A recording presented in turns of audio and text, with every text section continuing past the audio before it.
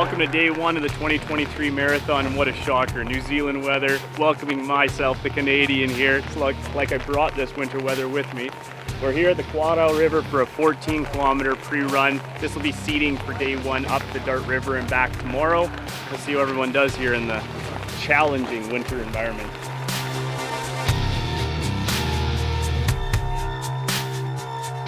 It was a challenge for everyone in weather like this, not just the competitors.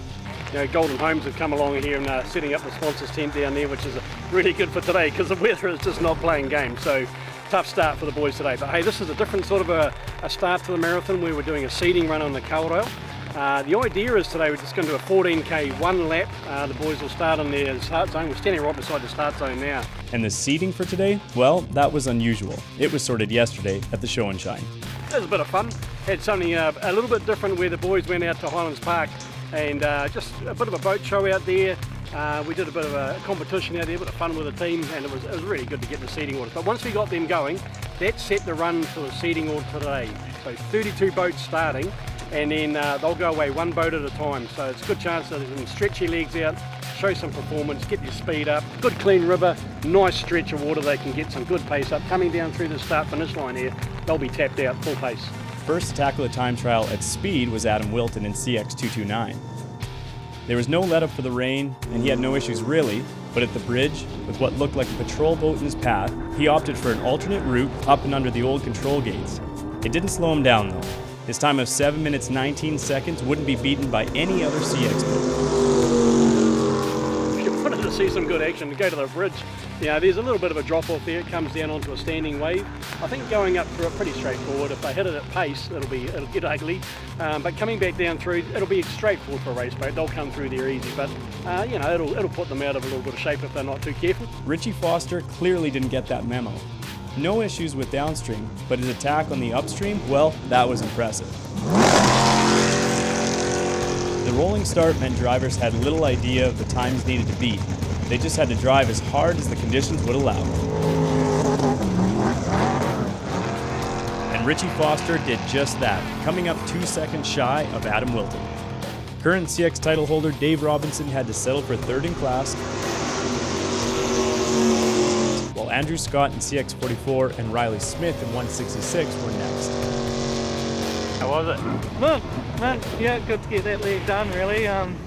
We obviously worked ourselves up a wee bit about the bridge, but we could have gone a lot faster up and down it, but yeah, it was mint, real good conditions. In a return to racing, Dean Lamb had the advantage of better weather running later in the day, although some new additions to his equipment were testing him. I'm taking a bit of getting used to these wings, didn't have these 21 years ago, but enjoying it, yeah, it's been nice. The weather gods played for me. Pretty special navigator? Yeah, great to have my son along, yeah, really good. I think he enjoyed it, yeah. He said I got it flying right towards the end, so yeah, we'll see how we go. Keeping him honest? Yeah, keeping him honest, making sure he's going the right way, I suppose. Going fast enough? Yeah, I'd say so.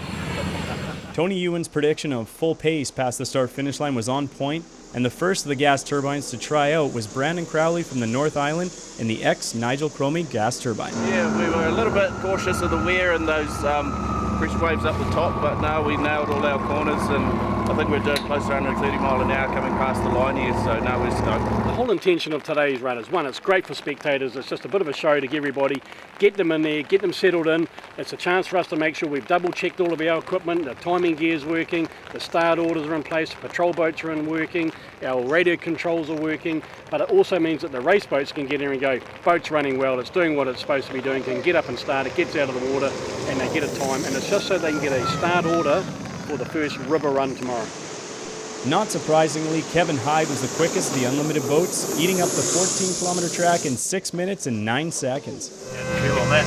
It was good, yeah, no, went round clean and tidy, so that's all we're after. Current NZ1 Roger Preston might have been faster, but the flame out under the bridge cost him precious seconds, and it was just 5 he was short at the end of the day. Meaning he will follow U75 up the Dart tomorrow. Yeah, it sounds like we were on Moneyball. We just, if we didn't have to stop and restart up the top, we would have taken it out. Just trying. Game though, isn't it? Well, it is. It's a long week. We've got to get to the other end. Twice during proceedings, racing was suspended to allow K-Jet's commercial operations to handle tourist duties. Perhaps poetic justice then that U307, piloted by K-Jet owner Sean Kelly and his son Joe, was one of the affected teams. What's the hold up? Tour boats. Certainly only a minor issue for the Kellys and no time lost. But for another local father and son duo, Phil and Ben Moody, things were more serious. A555 took an eternity to get up on step, and when every second counts, starts are where races are won and lost. Another to struggle, river racing patron Rob Pooley, starting his marathon more than 3 decades after finishing 4th in the 93 Worlds. Crewman Glenn Bateman forced out onto the deck to help the unlimited class boat up on the plane. Silverback racing seemed on song past the start-finish line, but on return to the trailer, things weren't as they should be. Later diagnosis determined the unusual noise in the bottom of the engine would end Rom's campaign before it had really got a chance to get going. From the largest V8 to the smallest, FX class belonged to Stu Fitzgerald by just 7 seconds over Craig Plunkett in FX 71.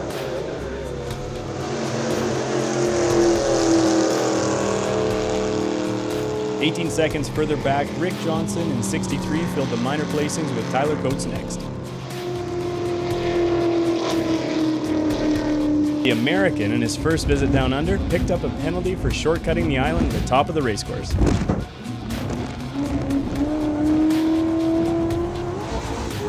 But he lost any gains spinning at the bottom marker.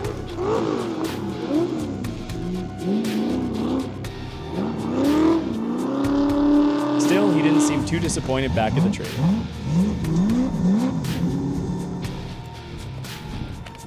Oh, we made it. Feel pretty good. Yeah, great being here. First time here? Yeah.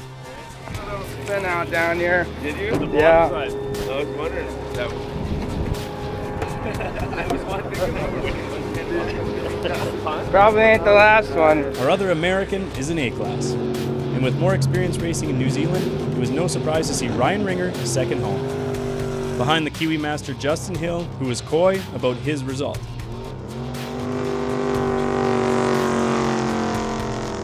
I'm here with some boats and just see some fast Americans, fast Canadians around here, and they put down some good times because they were pushing hard on the first day. Also pushing hard in his return to racing was Nick Sullivan. Here to settle a score after bowing out of the CX World title in 2017, running aground in the river he'll meet tomorrow. Gord Humphrey was next, nearly 20 seconds quicker than fellow Canadian Dale Whiteside. With 3 countries represented in the top 4 positions in the largest class, this will be one to watch. And watching will happen tomorrow on the Dart River.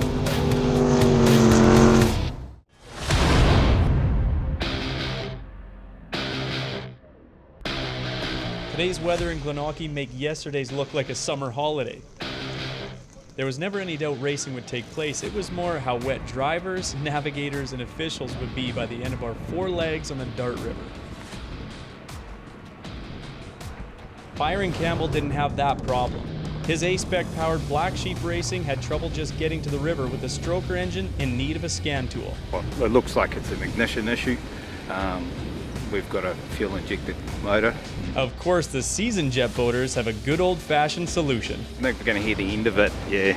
Carburetors and big coils, and we need points. CX 121 was towed back to the ramp, bound for Christchurch to rectify the engine issue, while the patrol boat, one of 8 stationed up and down the Dart River, returned to position in readiness for the next rescue. There would be plenty of them today.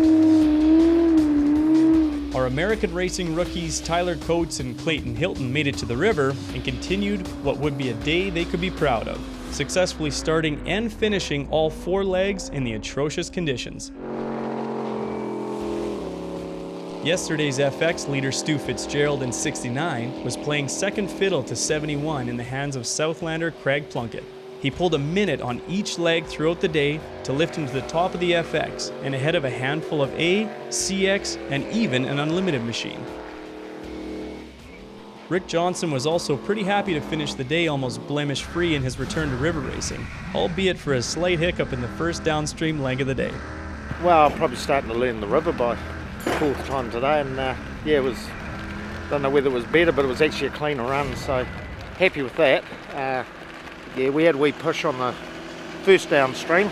The motor cut out and we had a wee spin and ended up on a shelf, and probably cost us 3 or 4 minutes, but otherwise it's all good. This river has no favorites. Even the CX class leader got caught. Yeah, snuck up on us real quick, just hit a shelf, a little sandbar right on a hard corner. We were turning really hard and yeah, spun us right around.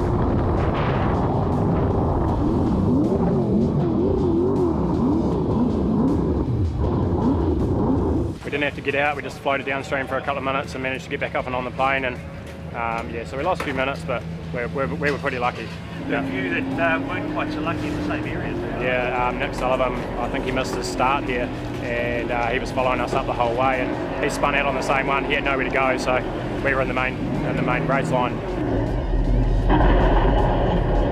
That's what it is, isn't it? Yeah, it's hard in these conditions. He spun in front of us, and because we couldn't see as well, we tried to give him some room, and we clipped the bank and spun as well. The river's great, the boat's great, and the driver was a problem, and the helmet's visibility. It didn't get any better throughout the field. Riley Smith visited the graveyard as well.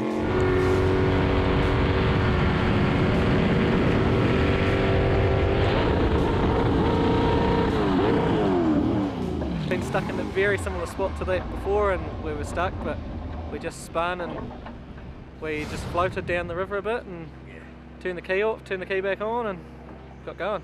Very lucky. Yeah. The CX class was being mixed up into a frenzy. The fast Richie Foster was quickest upstream, but 1 second behind was Andrew Scott. That would be the last leg the Dayglow Boat 44 would trail CX 185. The leaderboard had a big shakeup by the time it counted, with Andrew Scott leading Richie Foster and Dave Robinson into third. Robinson's morning upstream was notable for a miscalculation in the start and the subsequent chasing down and passing of those in front. Got to the bridge and we caught 2 boats. They split off into 2 ways, so we only had to pass one, then we went another channel, got past both of them, and then Andrew Scott passed us after all that, so huge change around. Scott might have passed him, but on the final leg, NZ3 was quickest to the flag, elevating Robinson up to 3rd place.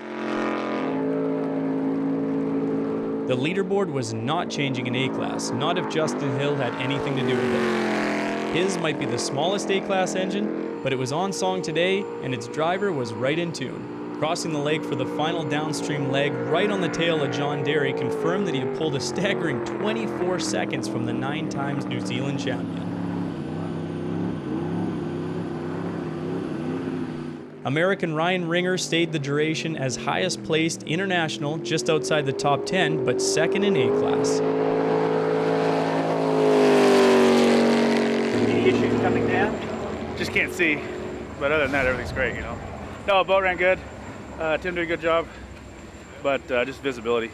So we got something going on. We'll figure it out. Hopefully tomorrow the sun's out and margaritas. Ben Quinn showed that driving his early Quickcraft Classic and being from the North Island was no handicap, posting consistent times to finish 3rd in the largest class, although he was well aware of the traps on a river like this. We're being careful. There's a few nuggety patches here, not going to be too hard to run aground if you're not paying attention, so yeah, just pull it back a little bit and boat it. Our Canadians were fighting for the next 2 places. It's a little tricky. Yeah, going upstream was it was hard, quite hard to see just with the rain, a little bit of fog, and so it was a little tricky upstream for sure. Dale Whiteside was lucky though, forced to race the final 2 legs on just 7 cylinders. I don't know what the hell's going on. Don't really know what's going on. Just got a cylinder that doesn't want to keep firing.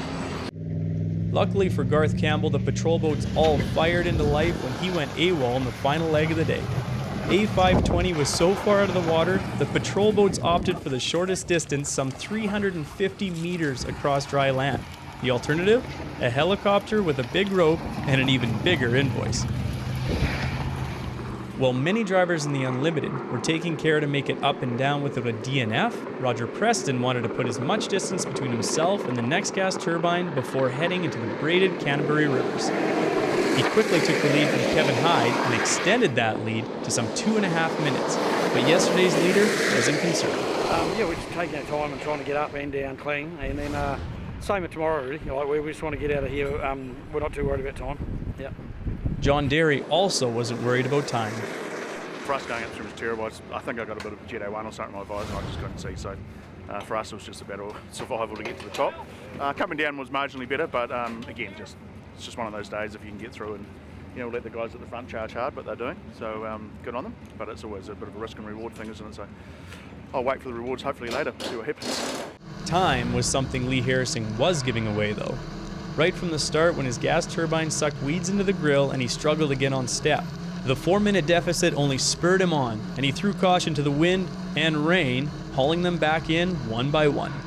We have 3 boats left in front of us, so managed to get 2 of the other boats, one up the top and one down the bottom, which was good.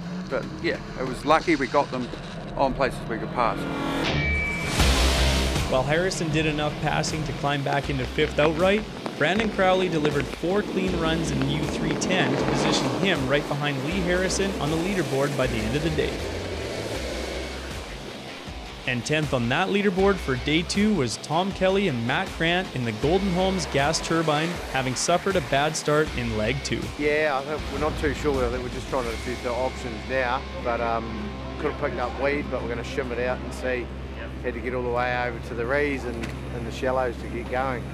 So that was today, and tomorrow is another day, day 3 on the Metukituki River.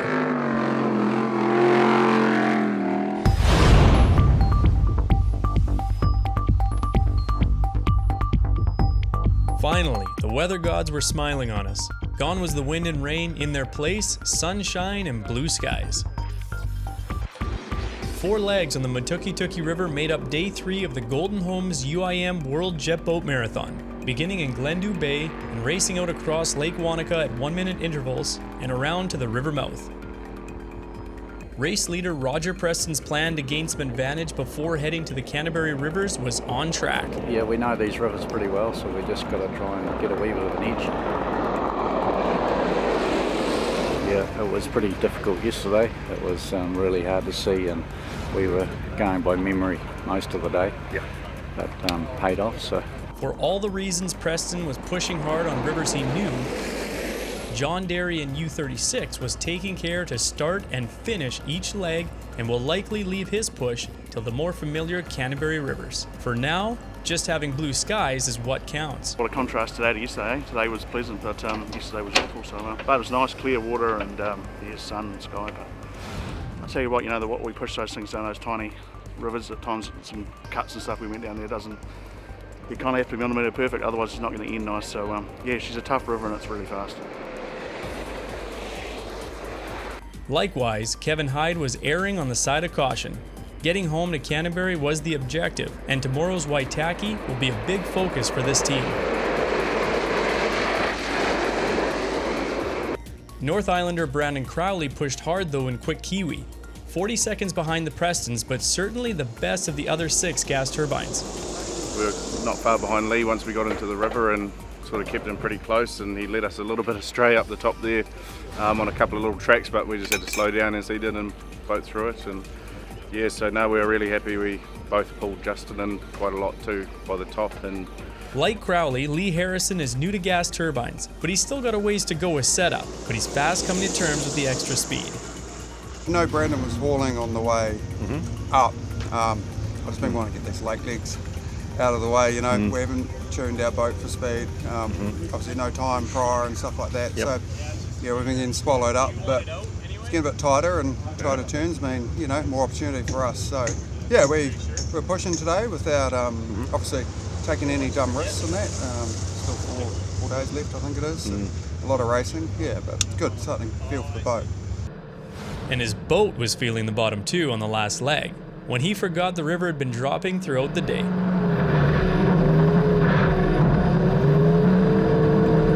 Tom Kelly's niggling issues with his gas turbine's gearbox seem to be behind him, which means he and Matt Grant are successfully banking finishes in Golden Homes. 4 more added to the count on the Metuki. Justin Hill knew his lighter handling piston powered boat would be on the money up the Dart, and the same would go for the Metukituki today.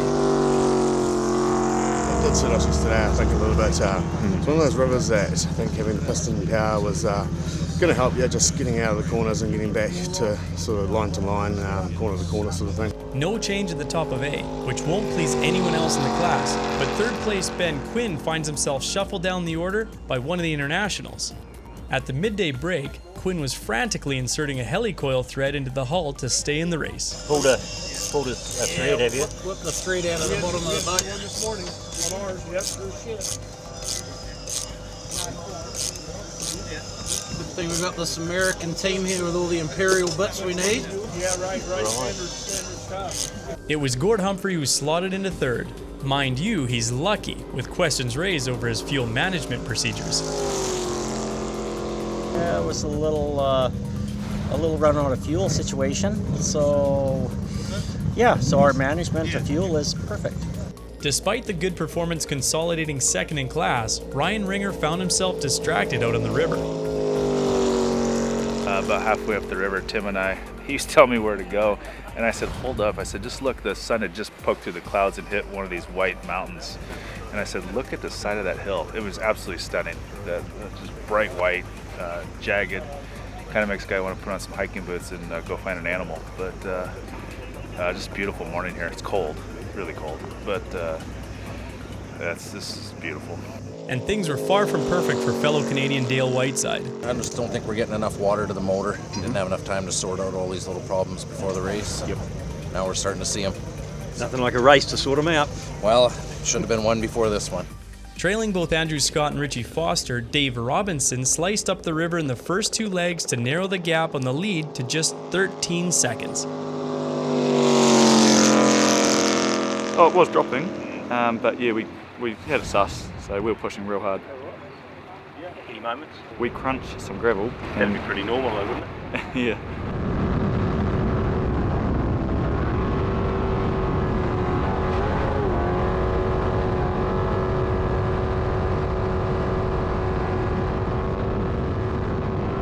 Things only got better in the afternoon legs as the river levels started to change.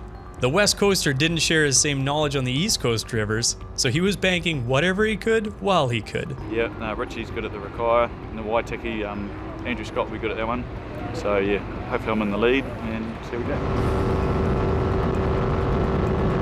go. There's no secret his RaceJet 600 hull is a well set up rig. Previously winning a CX world title in the hands of Jason Young. So when Craig Robinson was looking to change hulls, he signed on the dotted line to have one built. And this world event is its debut. Well, yesterday was sort of more of a survival, so I sort of reverted back to just how I knew to drive and tried to get up and back 4 times or twice up and back. And yeah, today is a little bit more playing with the boat and trying to get it going a bit quicker and talking to Dave and about how his handles and that sort of stuff. So we're really enjoying it. Craig Plunkett, leading FX, is also from Southland and conscious of the Canterbury factor. These rivers I've been on a lot over the years. The Canterbury rivers I've probably been on 3 or 4 times. Like racing is the only time we go on them, so that's Stewie's home ground. Anything can happen. All it takes is a stoppage.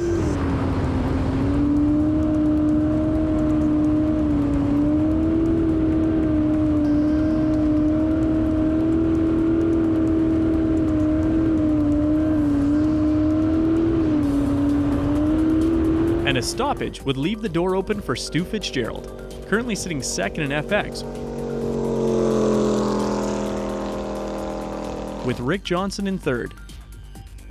Despite finding himself in a dead end, he and Brent Davis retreated with help from the driver of 102, Dean Lamb, and they made the finish inside the cutoff. So why was Dean right there ready to help push? Let's roll the clock back a couple of minutes.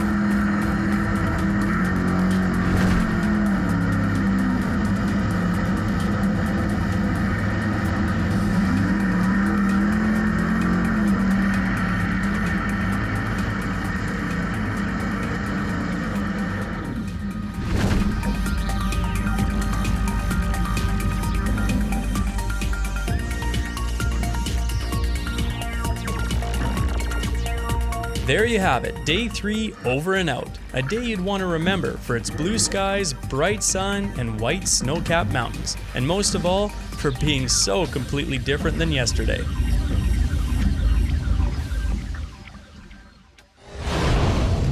Another picture-perfect day greeted race teams as they assembled at the main road bridge. The Waitaki River threw a curveball at the World Jet Boat Marathon today. It's normally pretty predictable boating, being dam controlled, but today she was running above the expected maximum of 400 cubic meters per second, and that would prove a challenge. Roger and Ben Preston acquitted themselves well, aware this was Kevin Hyde territory, but the river was on their side, the higher water level suiting their longer boat. Still, you need to stay in the deep.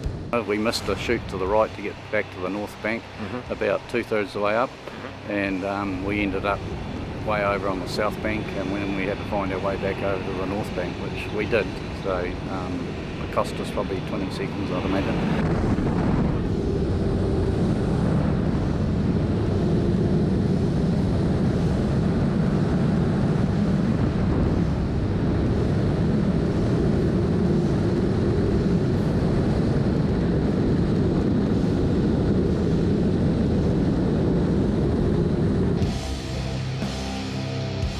A lot of pressure waves on the way up today. We got thrown around a few times, big times. Last time we come upstream, we probably had the foot to the floor, probably 3/4 of the whole leg. Coming up this time, we were lucky, probably having it up a full time, a quarter of the time. These two lead gas turbines would fight the day out. A leg win apiece for the day, with Preston remaining on top. It soon became evident that wings and water just don't mix. Well, at least water this high. Every time a boat caught air and kited off a wave, a wing would be sacrificed, with varying degrees of damage.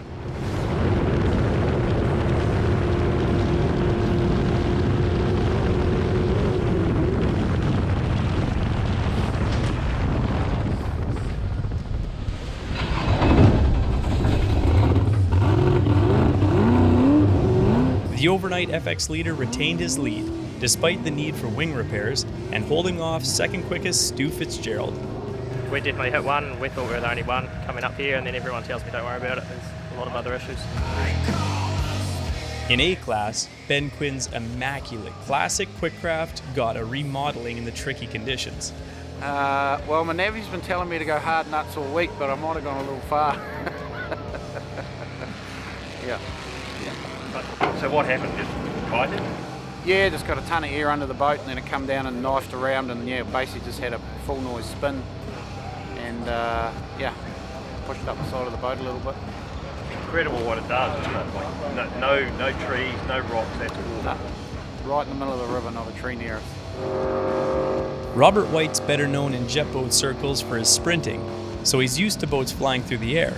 In his first foray into river racing in CX-841, he discovered these machines can fly and be bent, just like a sprint boat.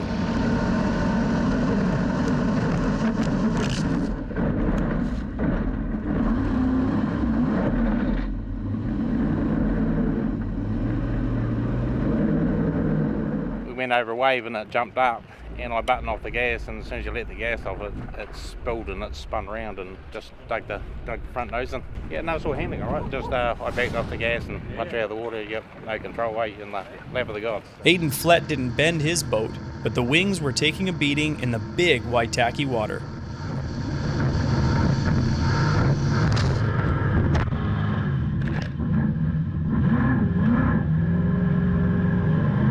Oh, nothing to see here, Paul. Nothing to see? No. Is that kind of like trimming the wings a little, is it? Or? Well, yeah, we need to get this other side flying a bit higher because I'm heavier than my navigator, so we need to pick his side, bring his side down, pick my side up, and it's just... Is it working? No. Dare I ask how the run was upstream? Dreadful.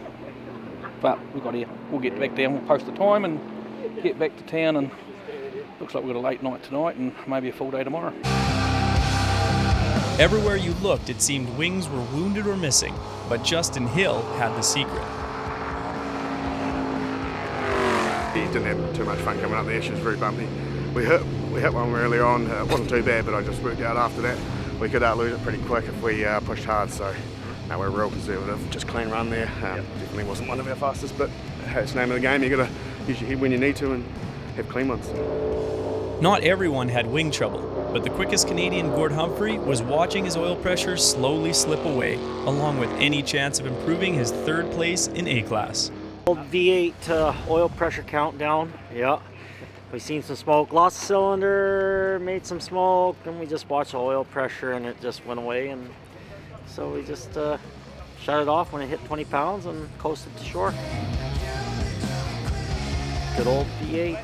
Stories from the lunchtime turnaround at Curragh were full of woe, but most managed to effect repairs for the downstream leg, including Brandon Crowley. Fired up on the start line, had a gearbox pressure warning, which that's connected to our alternator as well, which wasn't charging, so we've actually broken the belt. It's just on the front deck of the boat there. Yeah, so at the moment we're rush to get this new belt on, so drive shaft off and put the new belt in. Brandon and George Ward soon found themselves passing slower boats after using valuable race time to replace the belt. But before catching and passing 102, they witnessed a huge moment from the father and son entry. Keep right, we're good, yep.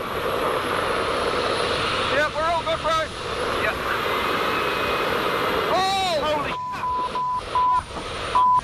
okay, bro, then, look at right, yep, go right. What? Straight, sorry, straight. Okay, they're okay. We've got that on GoPro, yep, to the left. Yep, keep it straight. That's what we don't want to do, brother. Yep. They're lucky they didn't end up upside down. Yep. That was pretty damn impressive. Round to the left. Yep. On board 102, young navigator George Lamb wasn't sure what all the fuss was about. He'd had a great day.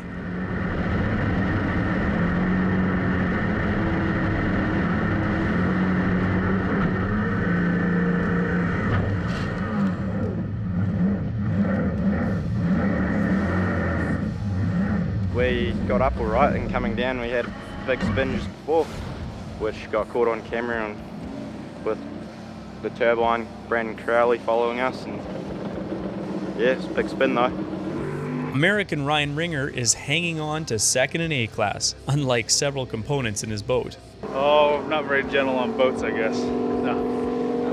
Yeah, we were straight stretch and found a green one, came down and just tipped the right wing there on it. It'll be fine. It's just a battle scar. While Brandon Crowley slipped a couple of places due to the late start, he's still in the hunt for overall.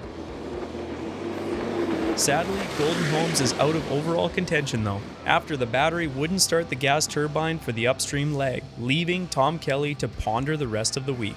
Not too sure, wait for it to settle in, probably just make up numbers and keep it strong for the world event, but yeah, pretty disappointing.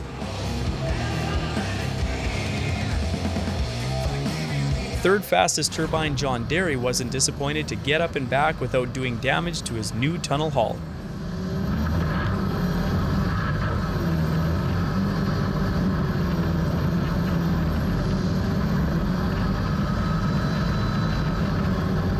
He surrendered third outright to Lee Harrison, who is pushing hard all day. Tried keeping it pretty controlled, but easier said than done when you still got your foot up it and those pressure waves, and they're on those corners, so you're turning on them, and yeah, lucky this boat's a bit of a bullet through there, so we're finding out.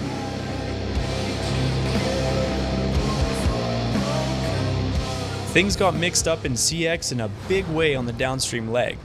First with Dave Robinson, who was maxed out straight lining the river.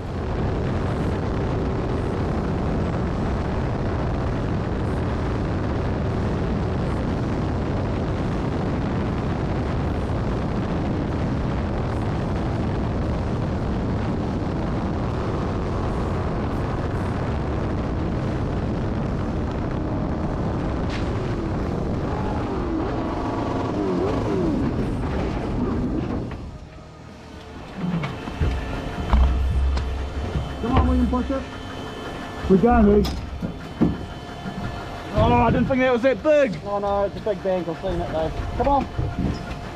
Robinson dropped 3 places, allowing Andrew Scott to take over class honor duties for now.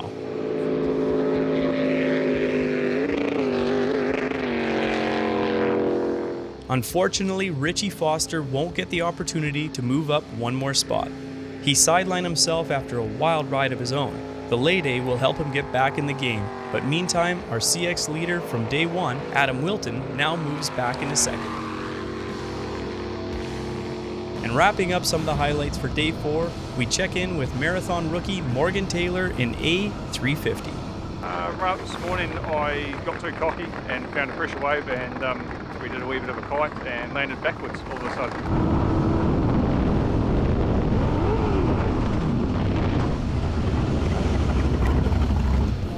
Learning curve, big learning curve. Alright.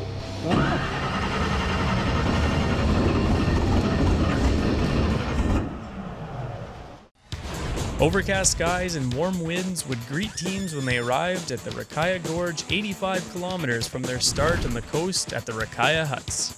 For second placed FX racer Stu Fitzgerald, it was a sight he unfortunately would not see. There must have been a rock. We just hit it and it spun us out, got it back, and then I believe the drive shaft's done a mischief on startup, so that's us for the day. The original start list for day 6 saw the return of Canadian racer Gord Humphrey after his engine oil pressure failed on the Waitaki. But by this morning, rumors surfaced that yet another engine had gone bang. Everyone else made it to the top with varying degrees of success.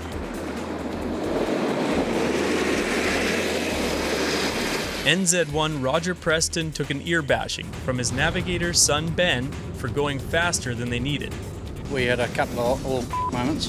Yeah, we had 2 corners that we were up on the gravel trying to get round, but we got round them. Yeah, we pushed probably a bit harder than we should have. We definitely pushed it more than we should have, Paul. A couple of wee wide corners, you could call them. Yeah, bloody good though, good to be here. We'll cruise down and hope we don't lose too much more. With a 5.5-minute lead, the Prestons could afford to bleed some time if Kevin Hyde closed the 1-minute starting gap, and he did. The battle at the top will only get more intense over the next 3 days. Preston now in front by only 3 minutes and 45 seconds. Likewise, there's a fight for third outright, and with John Derry starting 38 seconds behind Lee Harrison, third place was his to win back if he closed up on him.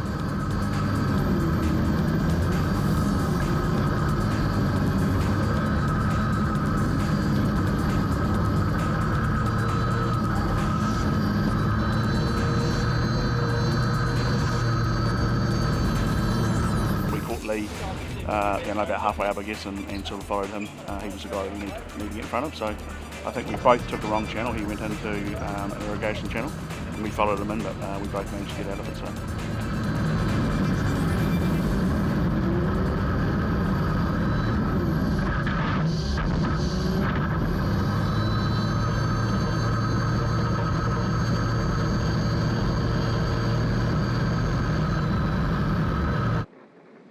Yeah, we found the irrigation channel and picked it up, turned around, and then U-turn there and a U-turn into the mainstream, and yeah, just kind of made sure we got to the top really. It's still a long way to go. Lee Harrison's mistake was John Derry's gain. Third place again by lunchtime, just. Although Derry would surrender the place once again by the end of the day.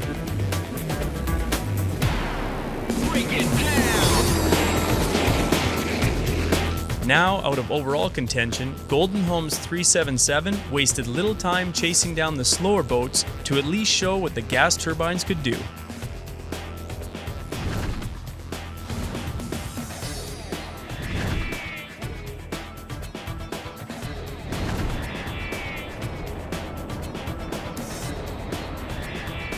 But there was still more bad luck in store when a bracket on the fuel control unit broke.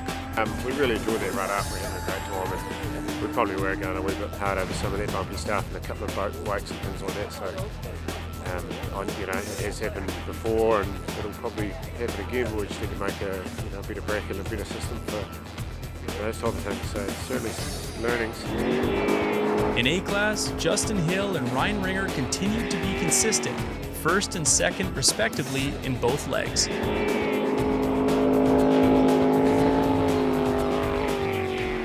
Oh, my navigator did awesome.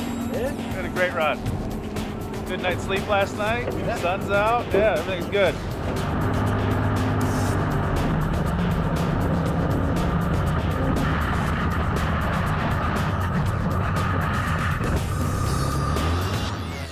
And everything's mostly good with Ben Quinn in 624 after a big lay day pulling the fuel tank out to check steering and other components that took a hiding in the pressure waves of the Waitaki. Mind you, we heard a whisper of some land-based testing near the finish. Nick Sullivan was third fastest in class on leg 12 upstream. Surprising, given he'd watched the oil pressure gauge drop to 10 pounds. Enough to make the finish, but he opted to withdraw from leg 13 before the engine completely expired. When Richie Foster's boat was flown out of the Waitaki by chopper because he smashed the jet unit, he wasn't certain he'd be back. No, we thought the marathon was at an end for us, but no, the boys have had a massive effort yesterday for a good 12 hours or more, and yeah, a lot of new shiny parts, and we're up and running, and it seems to be going reasonably well, so we're happy as. There was even more reason to celebrate too, with a personalized bacon and egg pie for lunch. The boys in 166 were at home on their home river, and they thought it was good. How good? Bloody good, actually. Couldn't get better conditions. It'd be nice if the sun was out up here, but river itself's in good nick, best nick I've raced it in a long time. In terms of where you are you unhappy with where you are? You always want to be further up the field, but no, we're happy to be in it overall. Like us finishing overall is a big achievement, and that's what we always try and push for Americans, and the rest just sorts itself out. But the local lads were 30 seconds slower than the fastest CX, but as you heard, they're not worried. They're still in it for overall placing, and that means starting and finishing every leg. Yeah, what was that like? No, really good. Yeah, the fog had lifted and the river's good, so yeah, it was cool. This, no worries, just a wee bit mismothered below the bridge. Andrew Scott continues to lead in the CX class. But Adam Wilton took 28 seconds out of his time, and while his new race boat has a lot to do with it, so does his experience in the navigator's seat. I think at speed it's always hard to get used to. I mean, it took me quite a while to get used to that speed coming up and seeing things. So yeah, I think that's definitely helped over the years, yeah. Dave Robinson lost valuable time yesterday when he and Kirk Thompson spun out. But they were back on the case today playing cat and mouse with the gas turbine of Brandon Crowley, who was also trying to gain back lost time from the Waitaki.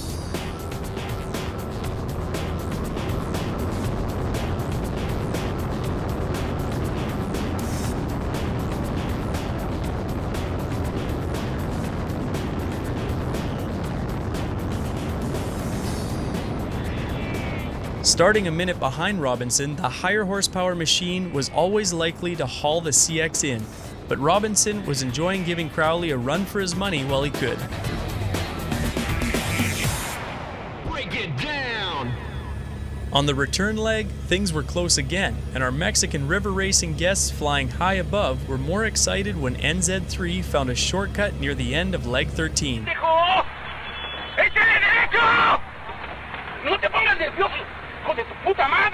Witnessing the CX passing the gas turbine even momentarily, using a shortcut at the river mouth. There were more moments of magic in the CX class when 166 got a touch mismothered and found the bottom. Yep, 100%. The home river curse, so I'm guessing what it was. Coming down, going good, and just got to one bit that had 3 channels and didn't know what to take, so I just chucked it and it spun.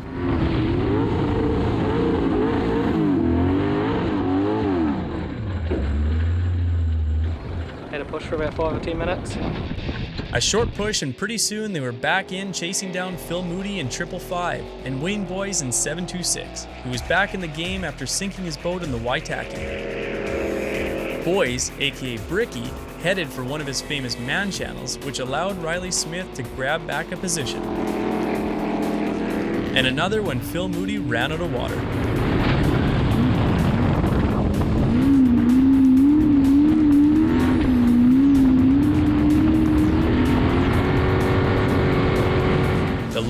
Messiah became a bit of a parking bay.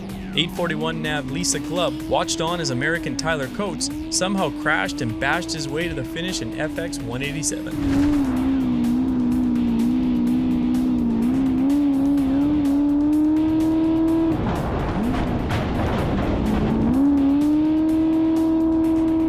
And for those of you who think the untouchable Justin Hill might not be human, take a look at the downstream track the A-Class leader took.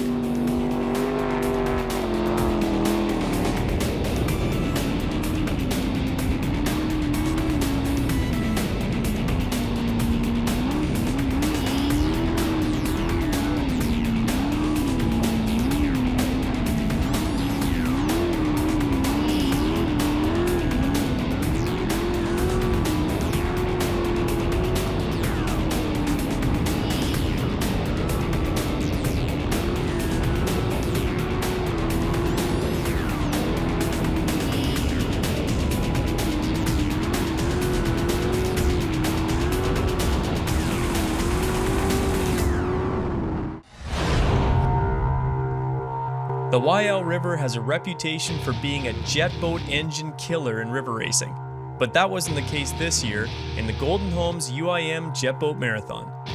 4 legs made up the penultimate day of competition, 2 downstream in the morning from the Waiau Township Bridge and 2 upstream.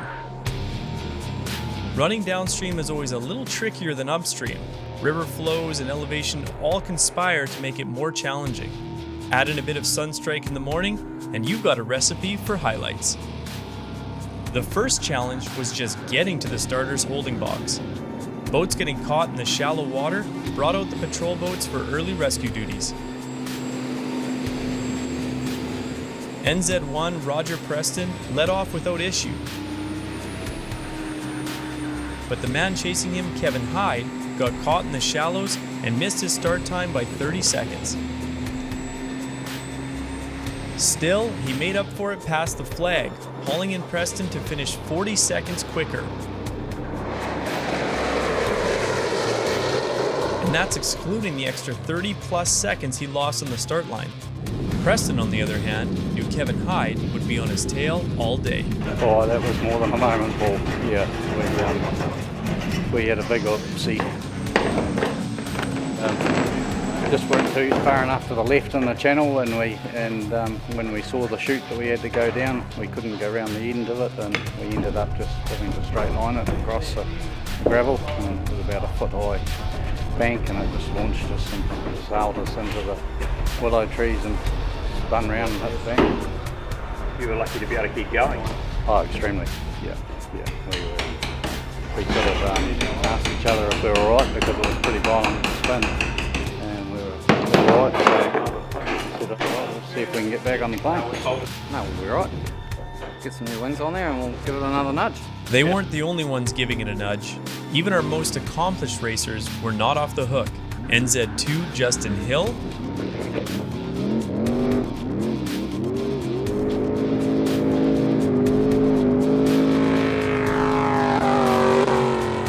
although Dave Robinson had a slightly better line in NZ3.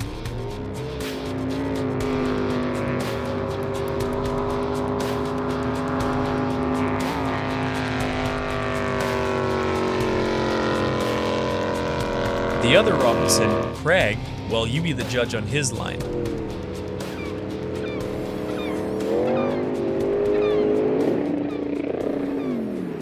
Oh, it was just a driver error, really. It was just got there, and there was quite big water down the right, and we'd pre-boated the left, and was sort of left, right, left, sort of in the middle, cocked it up. Liam, at least he's honest. Yeah. Yeah, no, he was honest about his mistake. What did you think when it happened? Oh, I just shut my eyes and wait for the pain to be over. Rick Johnson was hoping to avoid the pain, but didn't even make the graveyard before coming unstuck.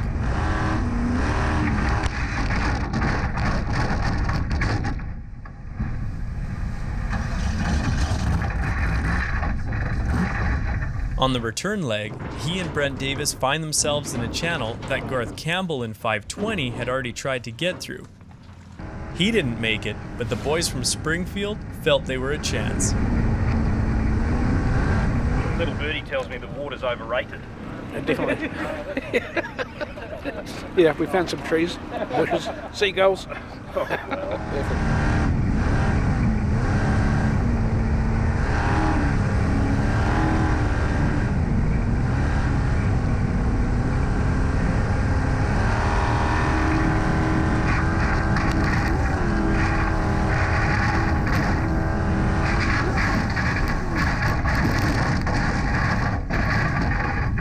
What did you think you were going to do coming out? What was your... Oh, I don't know. I just said go, and we we. So it was a joint decision? It was, and yeah, we got into some little shit, and then onto the bank and out, and then plop, and start the motor. Away we went. Yeah. It would have been fun to watch. It was, Brent. Thanks for the heads up. Now, while Garth Campbell hadn't been able to get through that channel, he had got through one earlier that Phil Moody in 555 wasn't able to. However you look at it, this river was a challenge. Robin tells me there's a great little spot down the river there. Bits that you can walk around on, yeah.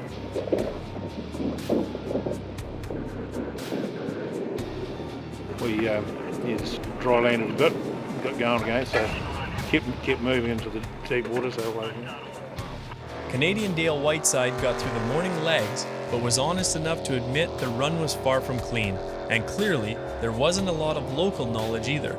Absolutely. Anybody who knew this river would have had a lot better time going down than most of us did. You'd be pleased to be back on the trailer? Oh, absolutely. Yep. And he provides a quotable quote for a man who has shipped 2 boats from Canada to compete in the jet boating world's pinnacle event.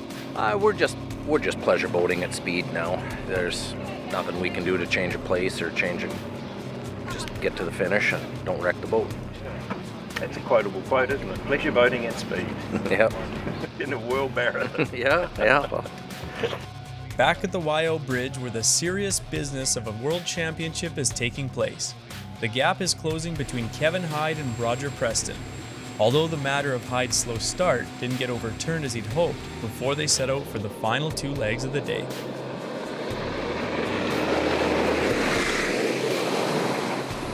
Hyde took 3 seconds out of Preston in leg 16 and a further 30 in the final of the day, setting up for a ding-dong battle tomorrow.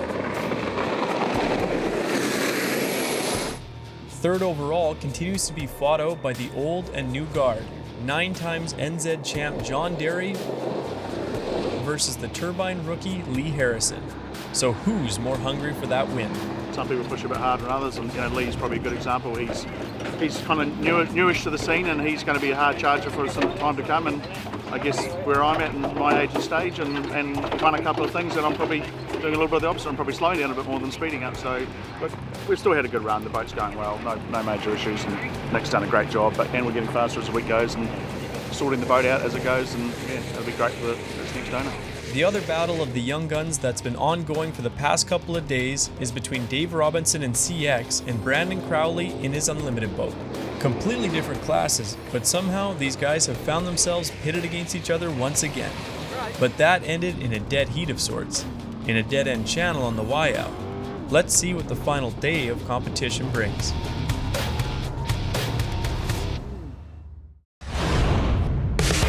Weather-wise, the marathon week ended like it began, with rain.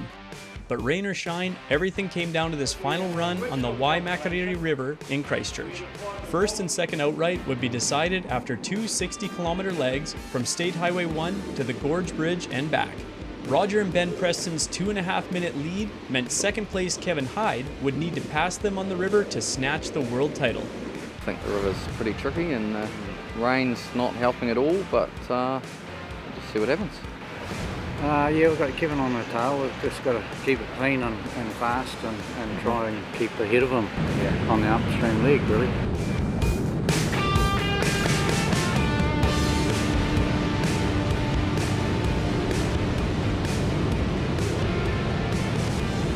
The Prestons were first at the top, but not without a couple of moments that threatened to derail their entire campaign.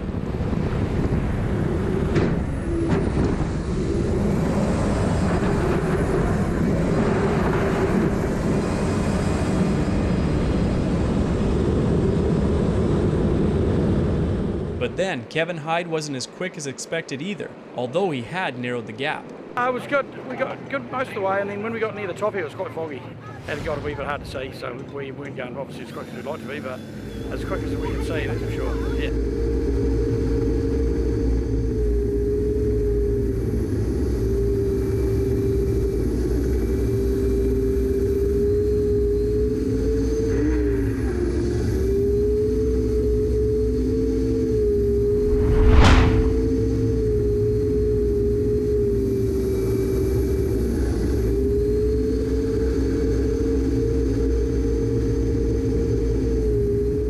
Harrison had his turbine sorted after discovering the spoon or lead into the jet unit was broken.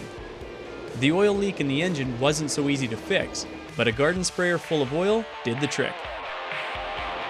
Harrison was quicker to the top than 4th place John Derry, whose lines weren't the straightest today. Perhaps his comment yesterday about the hunger to win might be ringing true for the multiple river race champion.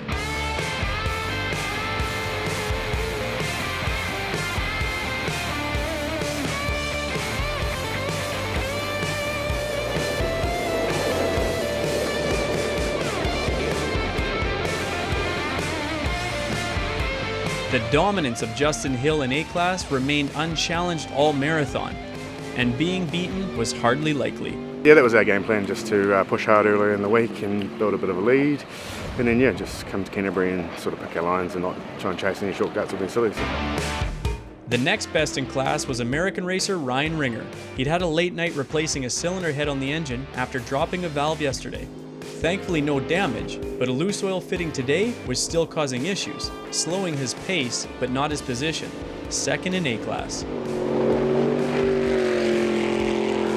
And despite all of his issues, Ben Quinn in the early model Quickcraft, running an engine he'd built himself, secured third in class after a dramatic week of racing.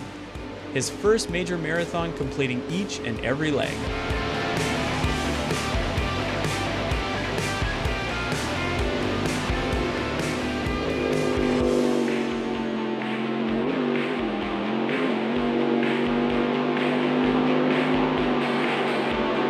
Let's not forget Wayne Boyes, always the entertainer and now in A-Class. He turned it on for the camera on the final day.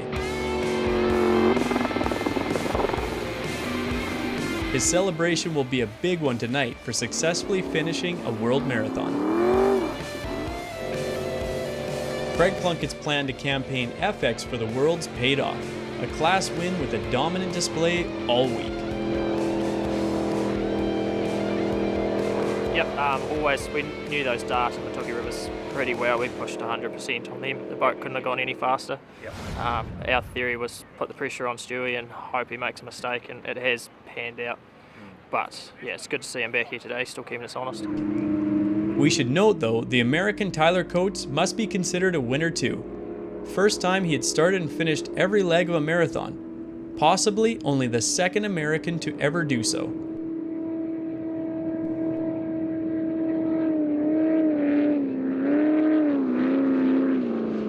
No, didn't think we'd make it this far. We're just coming to play and have fun. Two classes were going to the wire. CX with Adam Wilton relying on local knowledge to improve his time to the line. By the upstream leg, he'd pulled nearly a half a minute on leader Andrew Scott, so the downstream run would be the decider. Less familiar with the Waimakaviri, but a seasoned campaigner in CX class, Andrew Scott did what he had to, charging across skinny water to shorten the racecourse.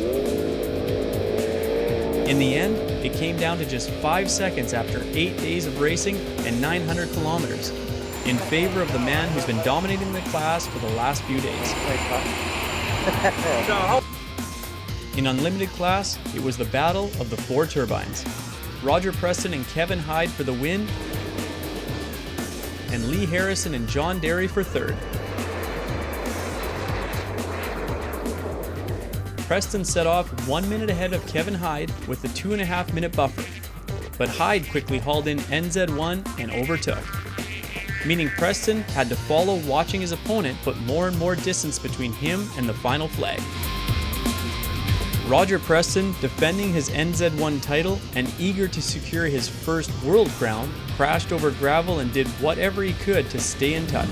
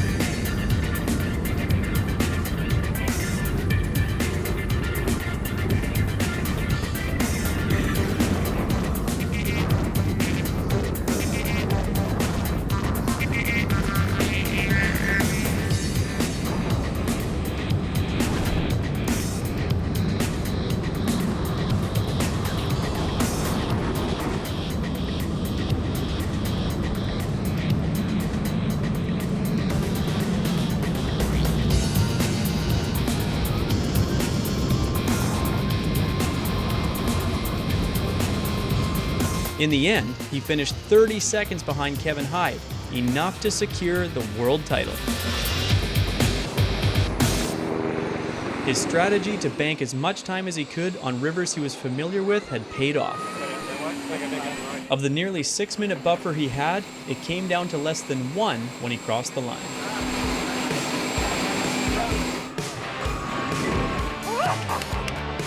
We hadn't pre-boated this until last night, so 100% helped us. We kind of knew which side of the river we wanted to be on when we did, but we didn't exactly execute that too well today, but it was good. We knew that you could get away with most of it, like all the gravel hopping. We did an amazing amount of gravel hopping on the way down, and we managed to keep the nose in the right direction. We're happy to be down, to be fair, and boat's still good, you know. But other than that, no, we're all good. It was a bit of a bugger. We probably left our run a bit late, and the high rivers doesn't really suit us. So. Yeah, I've never been happy to be in it, you know. Normally, if I'm not winning, I hate it, but mate, it feels like a win. It's so good. So winners all around, including John Derry, who was beaten out of the final podium position by Lee Harrison, but still able to find the positive. Yeah, what's wrong with fourth place?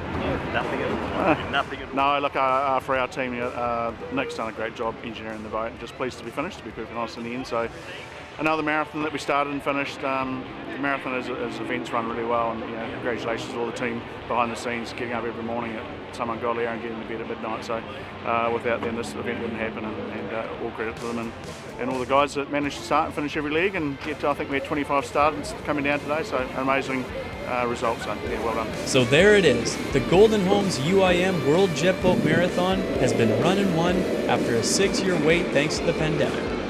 Here's hoping to see it again down under much sooner.